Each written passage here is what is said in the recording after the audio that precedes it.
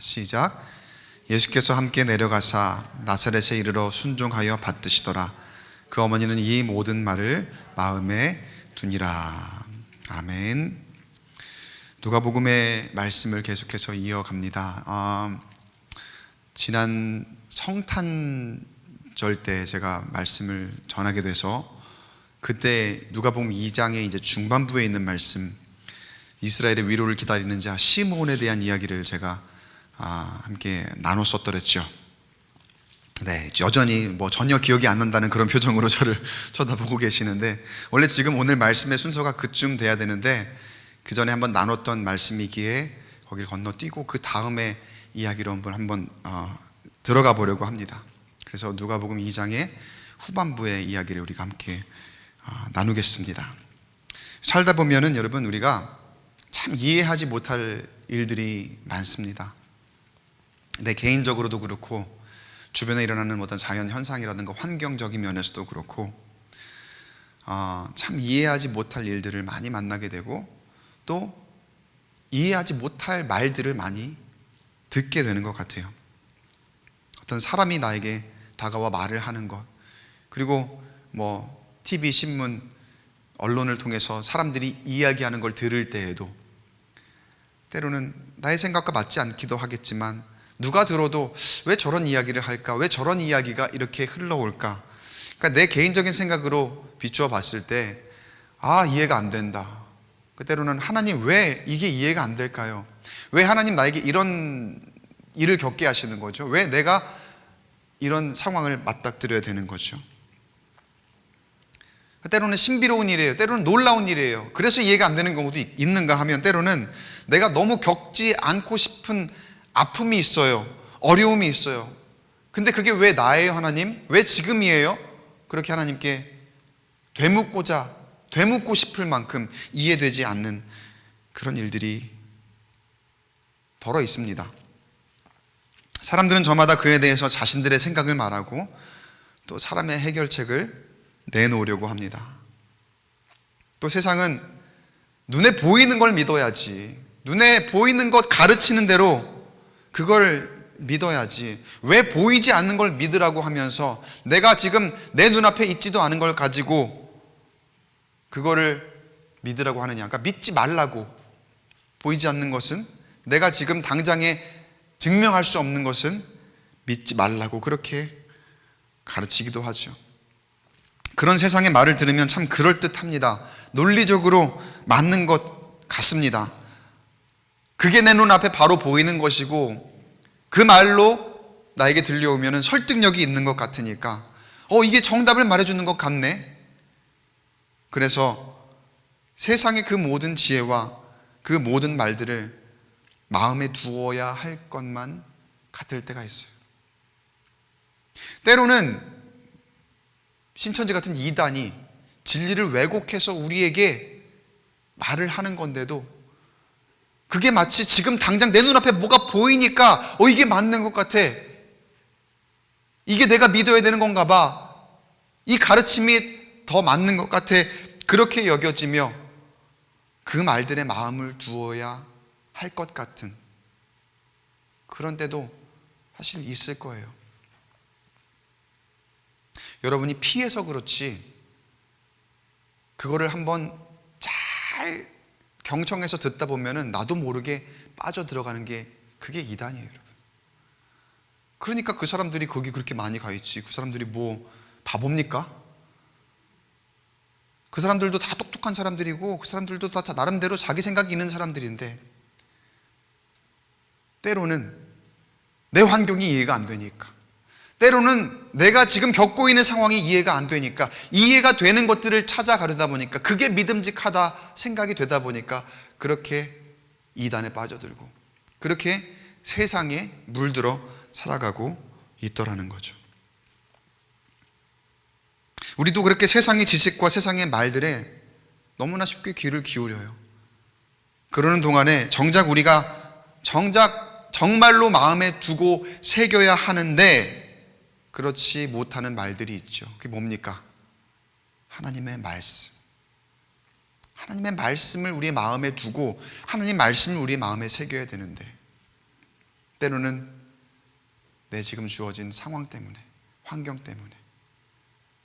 그래서 내가 눈에 보이는 것만 잡으려고 하다 보니까 하나님 말씀을 내 마음에 두지 못하는 그런 인생 가운데 우리가 살아가고 있습니다. 여러분, 하나님께서는 오늘도 우리에게 말씀하고 계시는 줄로 믿습니다. 아니, 오늘뿐만 아니라 항상 언제나 우리에게 말씀하고 계십니다. 때로는 직접적인 음성으로, 때로는 주변의 사람들을 통해서, 때로는 우리가 살아가고 있는 환경과 자연 안에서 보여주시는 계시를 통해서 하나님은 우리에게 말씀하고 계십니다. 여전히 말씀하고 계십니다. 그런데 우리가 세상의 모든 말들을 너무나 담아두다 보니까 하나님의 말씀을 마음에 두지 못할 때가 많다는 거예요. 오늘 우리는 예수님의 어머니 마리아 이야기를 함께 나누려고 합니다. 그 안에서 마리아는 어떤 사람이었는지, 어떻게 해서 마리아는 하나님에게 특별하게 쓰임받는 그런 사람이 되었는지를 한번 우리가 살펴보기를 원합니다. 성경의 이야기를 들어가 보면 예수님이 12살 되었을 때 6월절 명절을 맞았습니다. 유대인에게는 6월절이 굉장히 중요한 날이죠. 중요한 절기죠. 그래서 우리가 명절 때 고향을 찾아서 대이동을 하듯이 유대인들은 그들의 영적인 고향인 예루살렘으로 사람들이 다 몰려듭니다. 성경에 표현되기를 이 절기를 지키기 위한 관례를 따라서 예수님도, 그리고 요셉과 마리아도, 그의 가족들도 예루살렘을 찾았다, 이렇게 되어 있지요. 그러니까 6월절이 되면은 사람들이 지킬 관례가 있었던 겁니다. 이제 명절을 다 지내고 예수님과 그리고 요셉과 마리아, 이 가족들도 다시 이제 고향으로 돌아갈 때가 되었습니다. 나사렛이죠. 나사렛으로 돌아가야 되는데 여기서 사건이 하나 벌어지죠. 43절에 그 날들을 마치고 돌아갈 때에 아이 예수는 예루살렘에 머무셨더라. 그 부모는 이를 알지 못하고. 일단 부모가 알지 못하는 사이에 아이와 부모가 분리가 되었습니다. 이제 아이 예수는 혼자 거기에 머무르겠다 해서 머무른 거예요. 자기 의지대로 나는 여기가 좋아라고 하면서 자기 생각대로 그냥 머물렀던 거예요. 그러니까 부모에게 얘기를 안 하고 분리가 된 거죠. 부모의 눈을 피한 건지 어떤 건지는 모르겠어요. 그냥 자기 생각대로 그렇게 행동을 한 거예요. 그러니까 사고는 아닙니다. 자, 사고는 아닌데 성경을 읽는 우리로서는 그래, 이럴 수도 있지. 아이 예수님이 거기 있고 싶으셨구나. 그리고 부모는 이렇게 각자 이제 길로 이렇게 갔구나. 심각한 사고가 난 게 아니라는 걸 알고 있습니다. 그리고 아이가 어디 있는지 우리가 알고 있습니다. 그러니까 안심하고 다음 이야기로 읽어 내려갈 수 있을 것 같아요. 그런데 여러분, 부모 입장에서 한번 생각을 해볼게요. 여러분도 다 부모가 되셨지만 거기에서 부모의 입장에 아까 뭐라 그랬어요? 아이 예수는 예루살렘에 머무셨는데 그 부모는 이를 알았다 몰랐다? 몰랐다. 모르고 난 그런 상황에 다음 절을 읽어볼게요. 44절 45절에 동행 중에 있는 줄로 생각하고 하룻길을 간 후 친족과 아는 자 중에서 찾되 만나지 못하매 찾으면서 예루살렘에 돌아갔더니. 여러분, 이 44절 45절 두 절 안에 그 마리아와 요셉이 어떤 마음이었을까 한번 여러분이 한번 상상을 한번 해보세요. 생각을 한번 해보세요. 일단 부모는 아이가 동행 중에 있는 줄 알았습니다. 그리고 얼마나 갔습니까? 그러니까 모르긴 몰라도 당시 사람들이 예루살렘을 떠나 각자 고향으로 가는 길이 꽤나 복잡했을 거예요. 그러니까 한 번 절기를 지내기 위해서 예루살렘으로 사람들이 각지에서 다 몰려들 거 아니에요. 그리고 그 절기를 마치고 난 다음에 각자 고향으로 가는 그 길에 어른들만 있는 게 아니라 아이들도 있지요. 또 며칠을 지내야 되니까 짐도 있었을 거지요. 뭐 수레에다가 막 그런 것들이 다 이렇게 엉켜서 있는 그런 인파에 얼마나 정신이 없었겠습니까? 오죽하면 하룻길을 다 가도록 아이가 없는 거를 몰랐겠습니까? 그러니까 당연히 집에 가는 길이니까 부모 따라서 따라 붙을 줄 알았겠죠. 그렇게 하룻길 정도 간 거면 이 나사렛이 예루살렘에서 북쪽으로 약 91km 정도 떨어져 있는 곳에 위치하고 있습니다. 지도상으로, 자료상으로 그렇게 나와 있어요. 그러니까 많이 갔으면 대략 한 절반 정도, 목적지에서 절반 정도 하룻길이면은 그렇게 갔을 거예요. 많이 갔어야. 근데 그쯤 갔을 때 여러분이 그 부모의 입장에서 아이가 없어졌어요. 하루를 왔는데, 거의 50km를 가까이 왔는데, 걸어서 그 수많은 인파 가운데 아이가 없었다고 생각을 해보세요. 이 부모의 마음이 어땠을까요? 생각만 해도 끔찍하죠. 정말 생각만 해도. 이 부모가 아이를 찾으려고 수단, 방법, 생각나는 대로 아마 다 해봤을 거예요. 그래서 그 중간에 말씀에 보면은 친족과 아는 자 중에서 찾았다. 친족과 아는 자 여기저기 다 물어보고 우리 아이 봤어요. 우리 아이 봤어요. 오는 길에 어디서 잃어버렸는지도 모르겠어요. 그러니까 하룻길을 간 다음에서야 알았으니까 얼마나 애가 타는 마음으로 사람들에게 수소문하며 찾아다녔을까. 그렇게 왔던 길로 다시 며칠을 찾아다니며 어디까지 가요? 예루살렘까지 돌아갑니다. 그 기간이 며칠이라 그러냐면 성경에 3일이에요. 3일. 하룻길을 왔는데 이제 아이가 없어진 거를 알고서 그때부터 여기저기 수소문, 자기가 알고 있는 수단, 모든 방법을 총동원해서 아이를 찾으며 예루살렘으로 다시 이렇게 되돌아가는 그 과정이 며칠이요? 3일. 아마 이 3일이요 30년 같았을 거예요. 30년 같았을 거예요. 30년. 그만큼 얼마나 애가 타는 심정으로 이 아이를 찾았을까.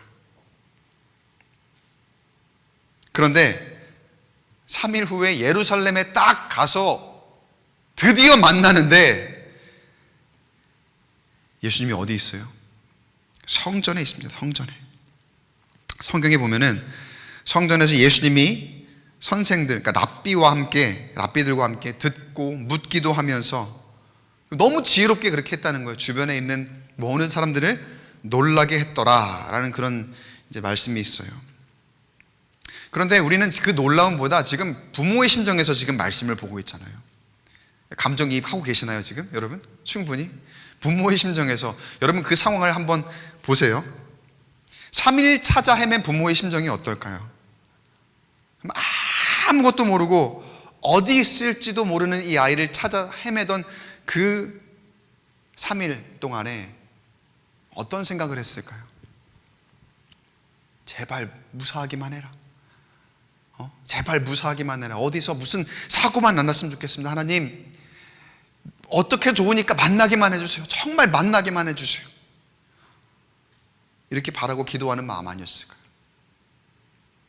갔더니 듣고 그리고 묻고 답하고 지혜롭고 하나님도 놀랬더라. 이런 거 뭐가 소용이 있어요? 이게 아무런 소용이 없어요. 이 부모 입장에서는 그 아이 예수가 거기에서 얼마나 지혜로웠는지 얼마나 똑똑했는지 그게 지금 중요한 게 아니에요. 사람만 있으면 무사하기만 하면 너무나 다행인 그런 지금 상황이거든요. 제가 이 말씀을요, 우리 아이가 있기 전까지는 제가 공감을 못했어요. 그냥 이럴 수도 있겠지 그랬는데 우리 아이를 키우면서 그리고 실제로 진짜 이 말씀을 너무나 공감할 만한 그런 사건이 한번 저에게 생겼었어요.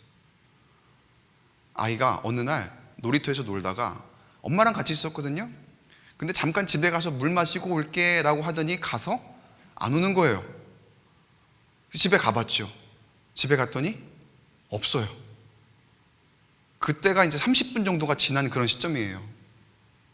그러니까 주변을 막 돌아보고 하다가 저한테 전화가 왔어요. 30분이 지난 시점인데 아이가 없다. 어떻게 해야 됩니까? 바로 일단 경찰에 신고를 해야죠. 온 아파트 단지가 난리가 났습니다. 경찰이 오고 그리고 주변에 있는 사람들에게 이런 아이 봤냐고 물어보기도 하고 경찰이 막 찾아다니며 방송을 하기도 하고 그랬던 거죠. 그리고 알만한 친구들의 집에다가 다 전화를 해보는데 그 친구들의 집에는 없는 거예요. 친구가 많지도 않고요. 그런데 그렇게 한 2시간쯤 지났을까요? 제가 교회에 있다가 정말 급하게 이제 갔거든요. 제 심정이 딱 그랬어요. 제 심정이. 제가 감정을 딱 입을 해보니까 마리아가 그랬을 것 같더라고요. 제발 무사하기만 해라. 하나님, 제발 만나기만 해주십시오. 별일 없어야 됩니다. 절대로 별일 있으면 안 됩니다. 막 그런 식으로. 근데 저희 아이를 보신 분 있으시니까 알겠지만 만났죠, 당연히. 다시 찾았죠. 근데 어떻게 찾았을까? 막 온 아파트 단지 안에 방송을 하고 막 이렇게 하는 중에 아이가 어떤 한 친구랑 나타나요. 근데 나타나는 그 표정은 무슨 일이지 이게? 왜 이렇게 사람들이 이렇게 막 경찰이 와 있고 막 이런 그런 아무 일도 없었다는 그런 표정인 거예요. 알고 보니까 그 친구는 우리가 모르는, 그러니까 부모가 모르는 또 다른 친구가 아파트 단지 안에, 학교 친구가 아닌 그 아파트 단지 안에 친구가 있었던 거죠. 그러니까 그 과정을 보니까 물을 마시러 갔다가 오는 길에 친구를 만났는데 그 친구가 우리 집 가서 놀자 해갖고 그냥 그 집으로 몇 명이 우르르 몰려간 거예요. 몰려갔는데 그거를 엄마 생각은 안 한 거죠. 엄마 생각은 안 하고 거기에 가 있는데 그 친구는 엄마가 모르는 친구예요. 그 집에서 막 이러고 있는데 그 집에 친구의 오빠가 있었대요. 그 오빠가 갑자기 야, 너 엄마가 여기 있는 거 알아볼라? 그래서 모르는데? 야, 밖에 저 경찰 아저씨들 너 찾으려고 온 거 같은데? 너 찾으려고 온 거 아니야? 그래서 그래? 그러면서 아무렇지도 않게 그렇게 나온 거예요. 나와서 그때 딱 만났는데 그때 부모의 심정은 어떻습니까? 다행이지만 또 한편으로는 얼마나, 여러분 그렇잖아요. 정말로 내가 사랑하고 내가 너무나 아끼고 내가 그냥 자녀들이든 누가 되었든지 간에 잃어버렸다가 내가 근데 고생한 게 있잖아요. 너무나 막 그 마음 가운데에 졸이고 막 그랬던 그게 갑자기 분출이 되는 거잖아요. 그러니까 어떻게 됩니까? 여기 보면은요 사람들이 48절 말씀 보세요. 48절에 한번 읽어볼게요. 같이 시작. 그의 부모가 보고 놀라며 그의 어머니는 이르되 아이야 어찌하여 우리에게 이렇게 하였느냐. 보라 내 아버지와 내가 근심하여 너를 찾았노라. 이거 거짓말이에요. 이거. 이 말씀에 이렇게 표현이 된 것 같은데 아이에게 가갖고 내가 어찌하여 그렇게 하였느냐. 보라 내 아버지와 내가 근심하여 너를 찾았노라. 뭐 이렇게 얌전하게 얘기할 수 있을까? 저는 성경에 이렇게 표현이 됐겠죠. 성경에 표현이 이렇게 된 거지. 아마 저랑 똑같았을 거예요. 저는 어땠을까요? 야!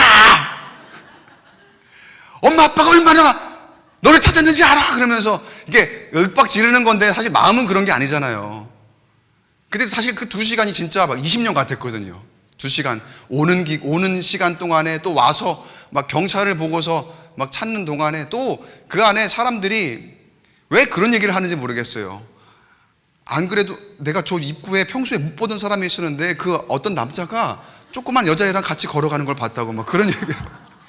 경찰이 와서 막 뒷산을 수색을 하고 난리가 났었다니까요, 그때. 그때 아빠, 엄마의 반응은 어찌하여 우리에게 이렇게 하였느냐. 내 아버지와 내가 근심하여 너를 찾았노라. 이렇게 얌전하게 이렇게 얘기할 수 있는 그런 상황이 아니었을 거예요.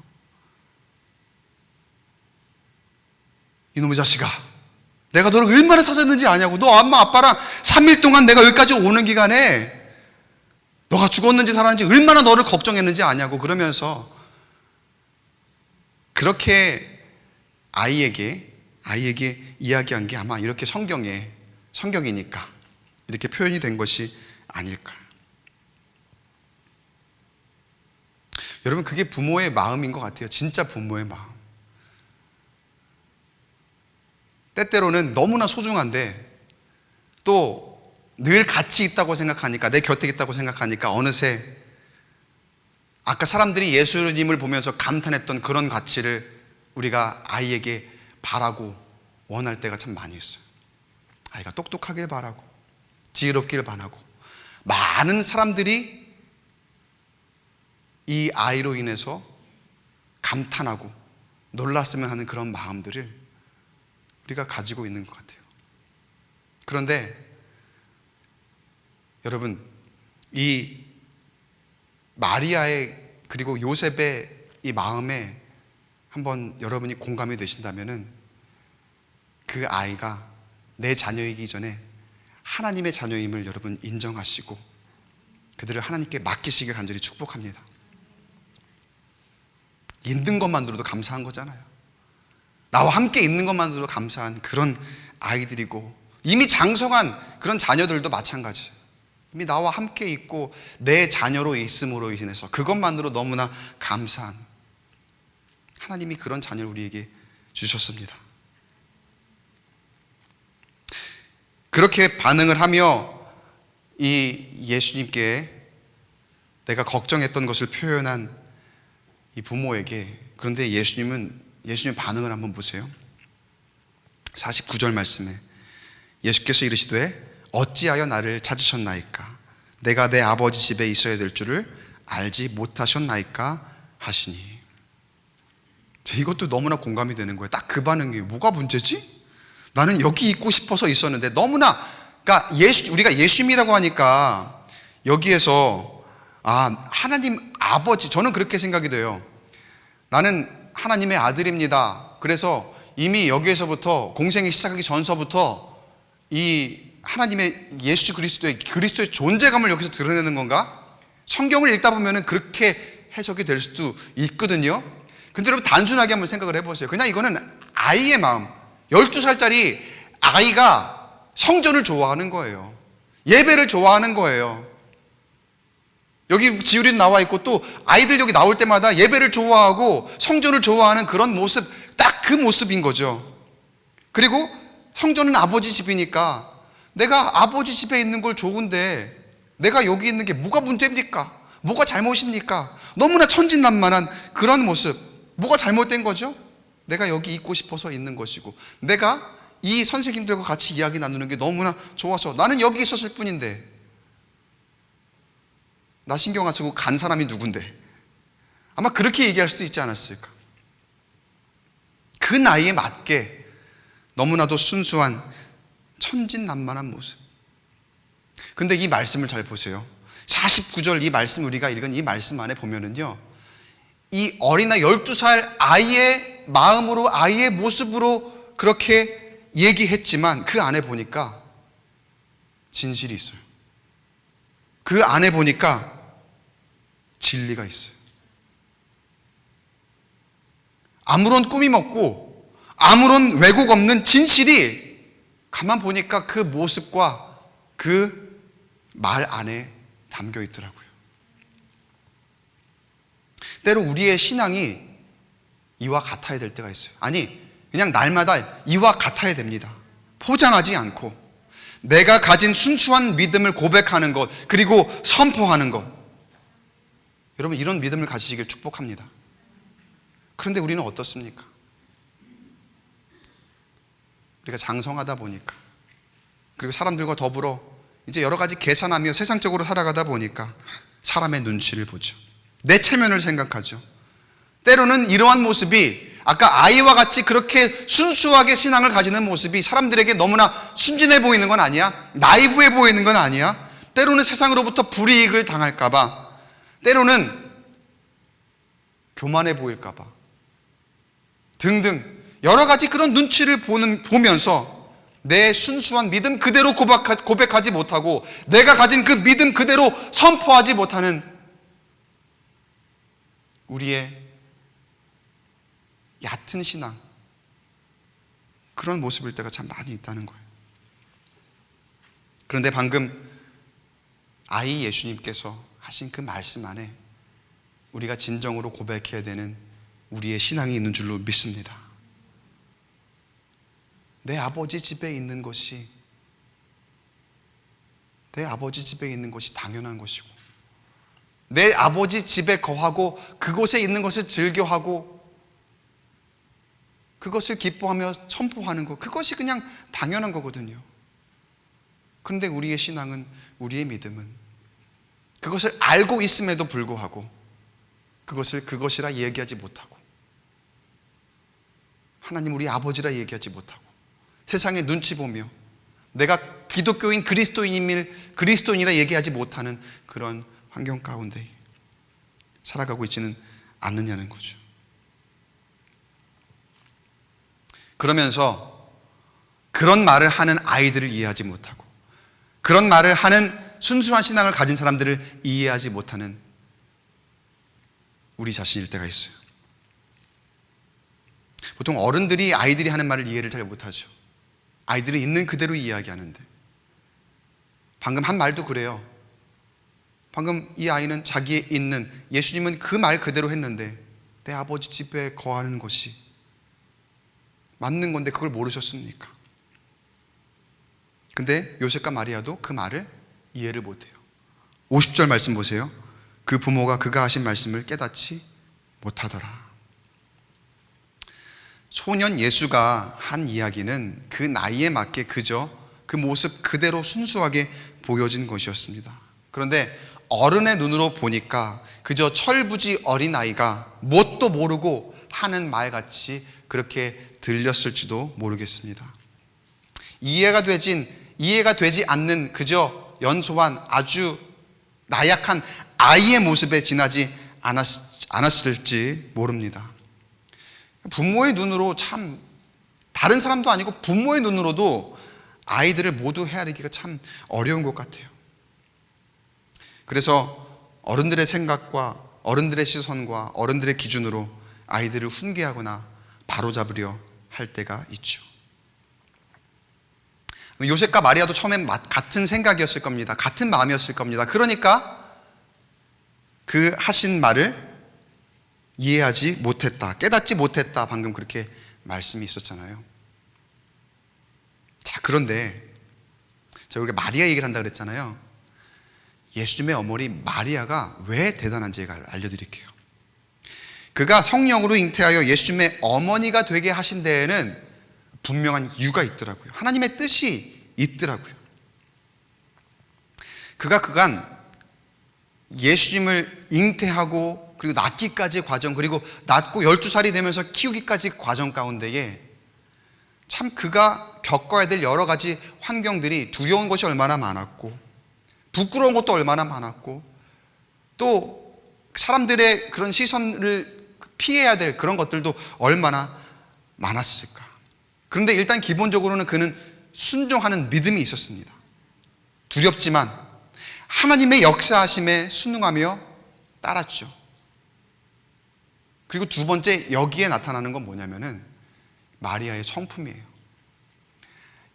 이러한 일들을 이해할 만한 어머니의 상을 하나님께서 택하신 것이 아닐까. 그러니까 마리아가 될 수 있었던 이유에는 그의 믿음과 그의 성품이 하나님께 쓰실 만한 것이었기 때문에, 그의 성품이 아이가 하는 말임에도 불구하고, 처음에 내가 그 말을 깨닫지 못할 만한 말임에도 불구하고 시간이 지나면서 그 아이의 말을 그냥 허투루 듣지 않고 그것을 그냥 버려두는 것이 아니라 어떻게 했느냐. 51절 우리가 함께 읽은 말씀이죠. 본문 말씀 함께 읽어보겠습니다. 시작. 예수께서 함께 내려가사 나사렛에 이르러 순종하여 받드시더라. 그 어머니는 이 모든 말을 마음에 두니라. 예수님이 하시는 모든 말씀들을 어떻게 했다고요? 마음에 두었다. 때로 어린아이가 하는 말들이 아까 처음에 그 하신 말씀을 깨닫지 못했더라 하던 그것처럼 이해가 되지 않고 또 억지스러워 보이기도 했겠지만, 마리아는 어땠다고요? 그 모든 말을 마음에 두었다. 비록 아이가 하는 말일지라도, 비록 연약해 보이는 사람이 한 말일지라도, 비록 나보다 연소한 사람이 한 말일지라도, 나보다 별 볼 일 없는 사람이 한 그 말일지라도 그 말을 그냥 버린 것이 아니라 내 마음에 두었더라는 거예요. 여러분, 마리아가 단 한 번에 그가 이 모든 말을 마음에 두니라, 이거 한 번으로 지금 성경에 이렇게 기록될 만한 사람이 아니에요. 제가 이전의 이야기 에피소드를 하나 잠깐 짤막하게 더 말씀을 드릴게요. 이전에 아기 예수가 나셨을 때 천사들이 목자에게 나타났습니다. 목자에게 나타나서 전한 말이 오늘 다윗의 동네에 너희를 위하여 구주가 나셨으니 곧 그리스도 주시니라. 그리스도를 선포한 거죠. 목자들에게 이야기합니다. 그냥 목자들은 당시에 사람들이 그렇게 가까이 두고자 하는 그런 사람들이 아닙니다. 사회적인 계층으로 봤을 때에도 그렇게 사람들에게 인정받거나 이렇게 존경받거나 그럴 만한 그런 계층의 사람들이 아니거든요. 근데 목자들에게 그걸 전하셨어요. 천사를 통해서. 그리고 목자들은 이걸 우리가 알고 있으면 안 되겠다, 우리만 알고 있으면 안 되겠다, 그래서 사람들에게 와서 전하죠. 17절에 이렇게 나와요. 천사가 자기들에게 이 아기에 대하여 말한 것을 전했다, 이런 얘기가 있어요. 그리고 거기에 사람들은 이 말을 듣고 모두 놀랍게 여겼다. 여러 가지 이유가 있겠죠. 놀란 이유가. 이걸 왜 목자가 와서 얘기하느냐 해서부터 해갖고 어떻게 이런 일이 있을 수가 있지? 굉장히 신기하다, 놀랍다, 그리고 믿을 수 없다, 여러 가지 반응들이 있을 수 있겠죠.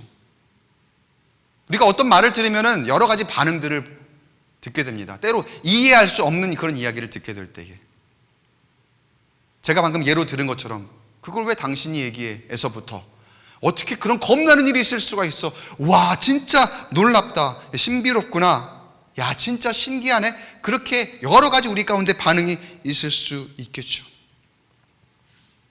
그런데 그 놀라는 중에 한 사람은 모든 사람들이 그렇게 경탄하고 있을 때에 그저 놀라고 있지만 않았습니다. 그 사람이 바로 마리아예요. 마리아는 왜 그렇습니까? 자기 일이거든요. 자기 일이거든요. 그리고 그 일이 마리아의 일만은 아니라는 것을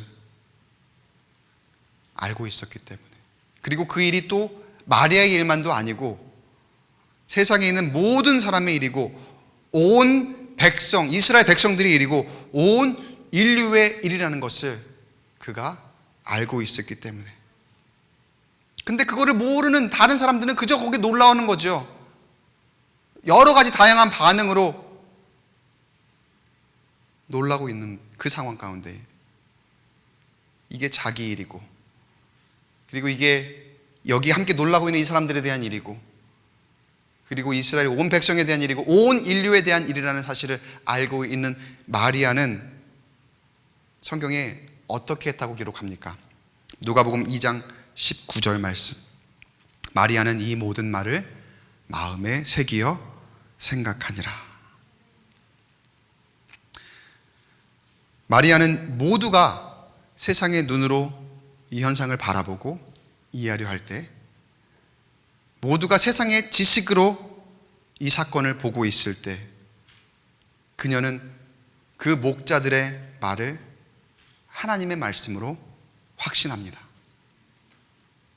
하나님의 말씀이 나에게 임하였고 이것이 나를 통해서, 그리고 내 성령으로 잉태한 예수 그리스도를 통해서 하나님이 이루실 일이 분명하구나, 이렇게 다시 한번 확신한 거예요. 그리고 다시 한번 그녀의 마음에 새기며 하나님의 일하심을 바라봅니다.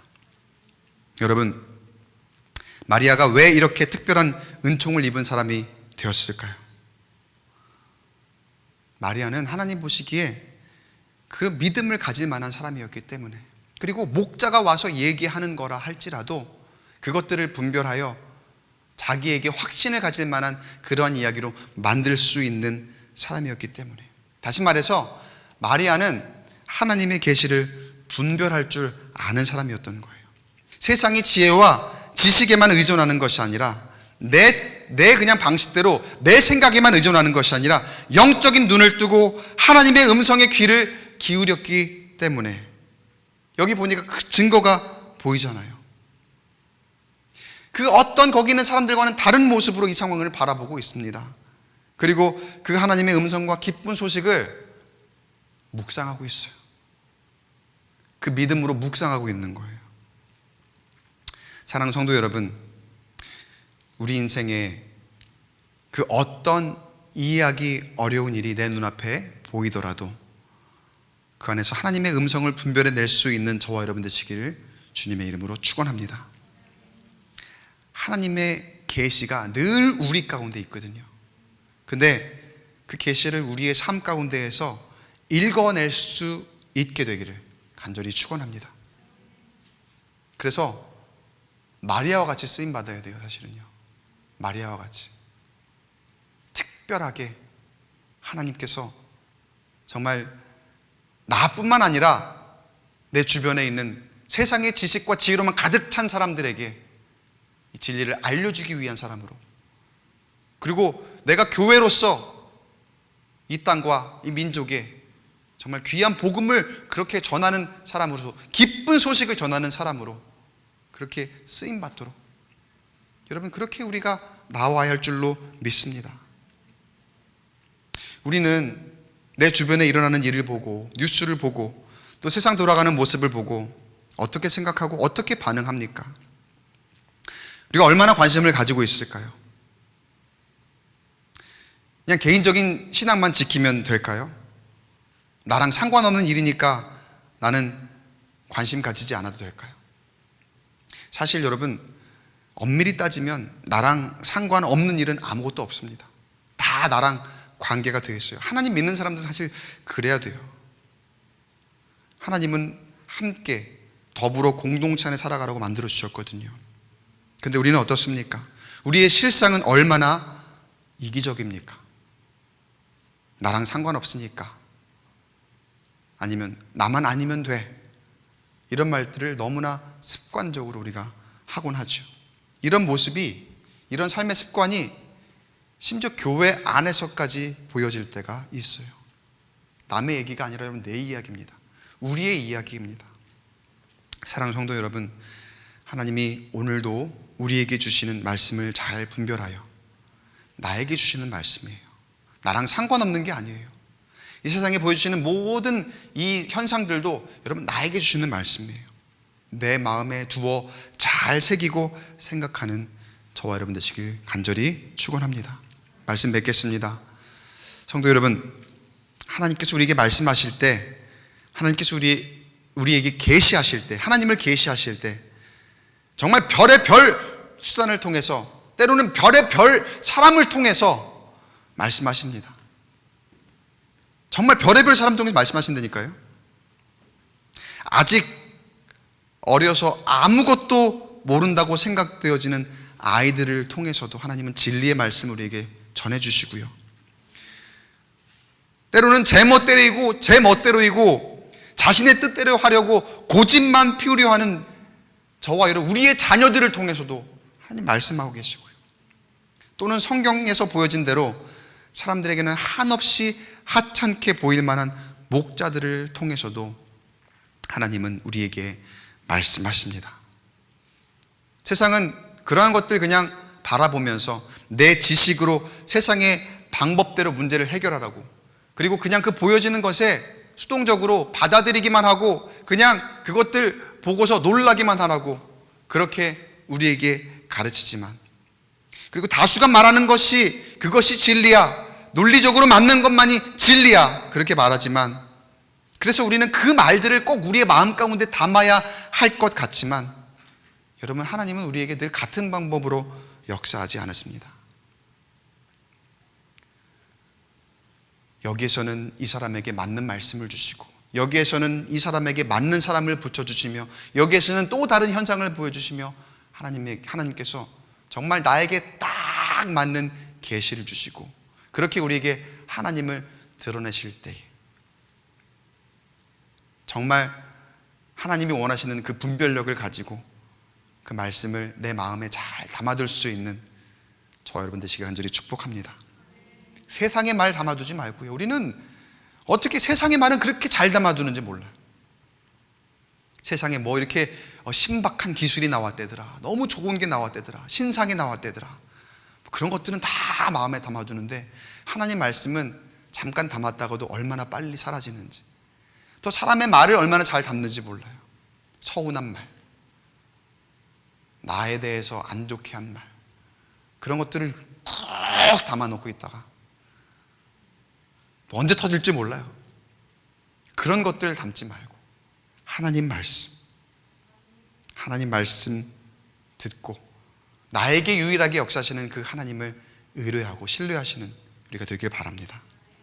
하나님이 늘 같이 역사하지 않으시지만 변함없는 거 한 가지가 있어요. 그건 뭐냐면요, 하나님은 언제나 나를 사랑하시고 언제나 나와 함께 하시고 언제나 선하시다는 것. 그 하나님이 때로 내 생각과 다른 방법으로 일하신다고 원망하셨습니까? 그 하나님이 때로 내 뜻대로 기도 들어주지 않으셨다고 불평하셨습니까? 이 시간 이후로 하나님의 진짜 음성에 귀 기울여 보시기 바랍니다. 그 하나님께서 오늘도 지금도 우리에게 말씀하고 계십니다. 우리의 마음에 둘 모든 말은 그 하나님의 말씀입니다. 그 말씀 따라서 하나님의 놀라운 뜻을 이루시는 그 곳에 우리 모두 쓰임받게 되기를 주의 이름으로 간절히 축원합니다.